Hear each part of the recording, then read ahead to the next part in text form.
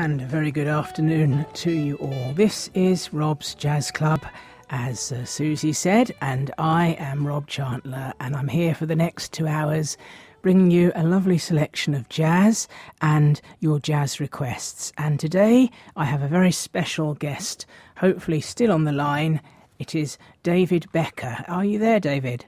I'm here. How are you doing, Rob? Lovely. Thank you so much for coming on the show. My pleasure. To those of you who aren't familiar with David's work, he is a jazz guitarist, arranger, educator. He's got so many albums under his belt, it's quite astounding. And we're going to talk about some of them today.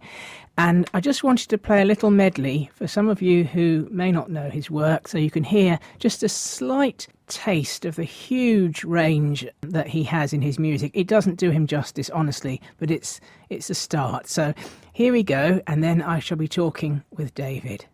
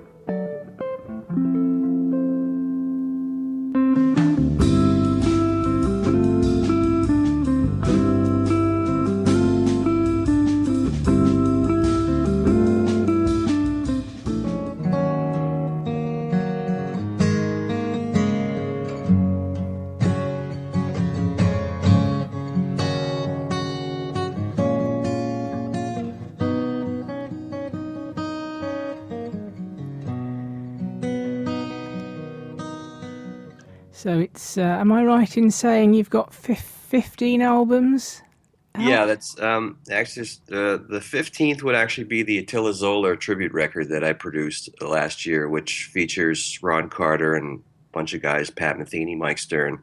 But yeah, that's under my name. There's 14, but yeah, it's 15 total. So You've got some. It's hard to keep track after a while because, and it's funny to go through the catalog of what we've recorded because there's probably, tunes I've written, there's got to be about 125 or more. So, but I'm grateful for the fact that I'm able to put that much work out. So most of your albums are your own compositions, aren't they? Mm-hmm. Yeah. Right. Yeah. I've covered some tunes. I'm on the Lonely Road. I did 2 covers. I did My Foolish Heart and Corcovado, and Yeah. I'm a big fan of a lot of composers, and I've tried to record a few things, but pretty much the idea of why I began doing this a long time ago was to write and and have my own voice of compositions that would encompass the musical relationship that I have with my brother Bruce, who plays drums with me, Mm. and that was kind of the premise of the thing, and it's still ongoing today. So, How did the two of you come to decide to set up David Becker Tribune?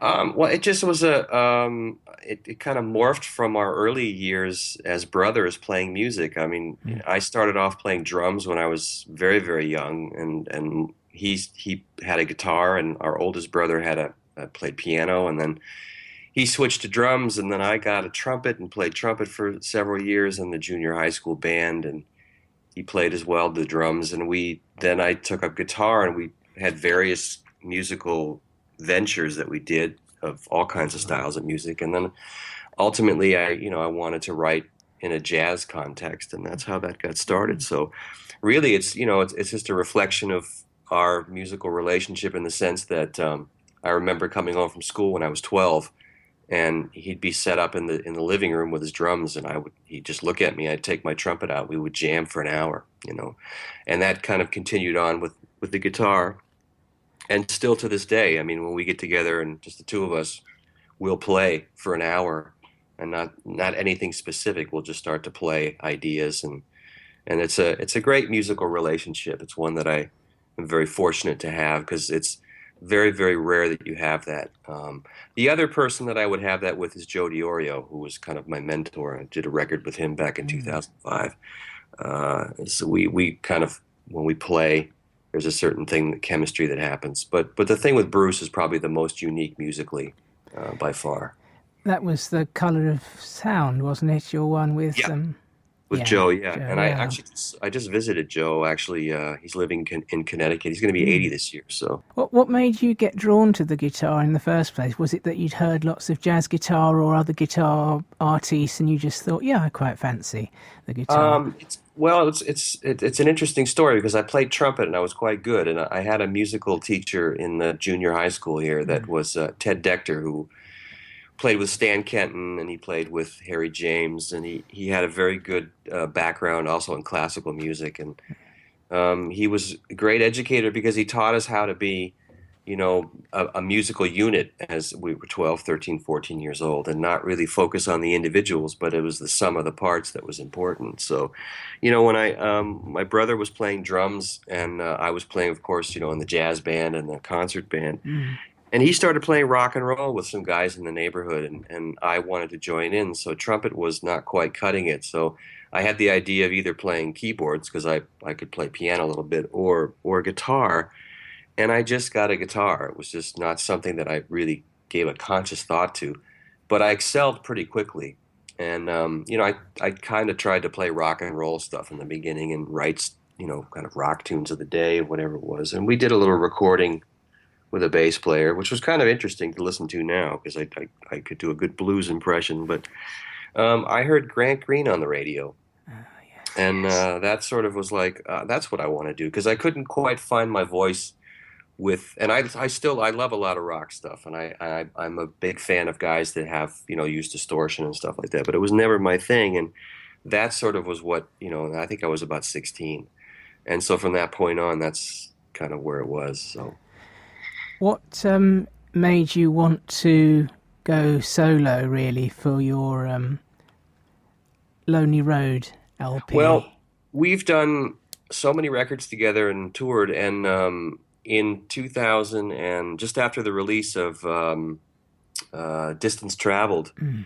Bruce had a little girl, so he wasn't able to travel as much. We did a couple concerts after the birth of Ellie, but I started doing, and I have done over the years, solo concerts, and because I had a whole bunch of them, I just thought it was a good opportunity to record some of that to document it because I'd never really done that, and that was the whole premise. And I started work on it actually just as an improvised idea. I went to a studio with a friend of mine in Los Angeles and recorded maybe 2 hours of just a lot of improvised stuff, which ultimately became the title track and a lot of the cuts on the record. And then I went to Minneapolis and finished it in about 2 days. And I'm really happy with the outcome of it. It's a short album, but I purposely did that because Batavia was our one of our last DBT records from a couple of years ago, and that's 63 minutes, and it had a specific reason. And for The Lonely Road, it was clear to me that the arrangements could be shorter. And one of the things that I've heard from a lot of people is that you can listen to the record over and over again, and that's to me that's a great compliment. So I actually Amazon UK gave me a great review, which I was very pleased about. So I'll, Presumably, Ellie's voice is at the beginning of Ellie's Joy. yeah, Then, yeah, yeah. yeah. I had a little bit of her because she's quite a character. She's going to be three actually coming up in May, but Oh, she I have a great relationship to her, and I just happened to have a little bit of her. I think she was about maybe 8 months at that point, and I just the tune was an improvised piece that I started to work on actually in the studio. I didn't. It just came to me and reminded me of her, so I thought I would just put a little bit of her on the top of that. So it's a very clever CD because you're playing all the guitars and you've yes. managed to sort of layer them all in the studio. How many guitars have you used on that LP? There is basically most of the tracks where there's multiple guitars. There's my heritage, and there's just an acoustic guitar on top of that. It's not as many as you might think. On the Lonely Road, I'm playing piano as well. Um, and the thing is that I wanted to do things that represent some of the layering things that I do when I perform and have done. And also, there's just guitar tracks that's just solo guitar, which is something that I wanted to document as well. So there's at least I think three or four tracks where it's just me and one guitar. So How much time are you using with your other roles as a music educator and advocate? And it's kind of it's all 50-50 basically because when I travel and do festivals, there's always the opportunity to do master classes, and that's a big part of the whole thing. I enjoy that because being able to share what I've learned as a musician over the years with younger generation is great. And I'm also actively doing, and I released an instructional DVD, which is through a company called TrueFire.com, and you can actually get the download or you can get the DVD. It's a course. It's called Transitions to Jazz. So it gives guys that not quite maybe there to play jazz, but how to get into doing that, and it's been quite successful. But I don't really differentiate any of it because for me, if I'm in the studio or if I'm performing a concert or if I'm giving a seminar or whatever, if it's a one-on-one student, it's all the same to me. It's all a process of a larger performance of my life, and I'm very grateful. I mean, I spend a lot of time in airplanes, and I'm all over the place, but I enjoy it, and I'm very grateful for the opportunities to do it. you do play a lot of festivals, don't you? Yep. All over the world. Yeah. Yeah, and that's the cool thing is that, when I do those, you get to meet a lot of other musicians. I've met several musicians over the years, very fine musicians that I've got to play with and hook up with after the fact, and that's a lot of fun. And plus, the project I did for the Attila Zoller tribute, getting to work with Ron Carter, and guys that I've known, and guys I never knew Ron before that, and it was a great pleasure to meet him, and we became friends from that project. So. That's the cool thing about being a musician and in the 21st century is the opportunities that exist there. Plus, I can communicate with a lot of the people that want to get information from me over the internet, which is what I'm doing right now because this would not be possible. 20 years ago, I'd have to be in the UK. So, On your Attila tribute, you're working with Pat Metheny as well, aren't you? yep. Yeah, because he's done some lovely albums, hasn't he? With sort of almost solo Yeah, I mean, Pat's done guitar as well. a huge catalog of stuff, and I've known him now for quite a long time, and I haven't seen him in God, it's about 4 or 5 years now. But we once in a while I email with him regarding the project and stuff like that. He's a very gracious guy, and uh, always a pleasure to see him when I do run into him. So And you've had your music released on quite a lot of labels, haven't you? Some small indie ones and yeah, also the big ones actually as well. the first 5 records or 4 records were done on major labels. The first two were MCA, and Mm. then the second and or third and fourth were the company that was distributed by Atlantic Records. And then as the record business has changed a lot, obviously, but I've been releasing records now for the last almost 11 years with acoustic music records Mm. out of Germany. Peter Finger is the head of the label, is also a musician, fine guitar player, and it's been great because we have the best of both worlds. Because he's a musician and has the understanding of the artistic side, that's never an issue. Mm. And we still have I can still rely on them to do what they do, and then I can still, have hands on as well, and that's great. So, How did you initially get signed by MCA? Because that must have well, been quite a coup. it's an interesting story Yeah, because I grew up in Southern California, but my mom is Dutch, and so we would travel to Europe every year as kids, yeah. and I did that for about my first 10 years of my life. I think I crossed the Atlantic 18 times. So when I went to the GIT and met Joe DiOrio, and I studied there. And after I completed that, I wanted to go to Europe and just check out the scene there because I was interested in a lot of the European musicians and what was going on over there. And I kind of knew that, that's probably where I would find a label. So I would go back and forth, and we started to work. The DBT started to work regularly at a club in Venice, California, owned by a German, and we pretty much did our own stuff. He encouraged us to do our own stuff. So I kept going back and forth, and I almost had a couple of record deals in Holland and Germany with some smaller labels when I was about 20 or 21.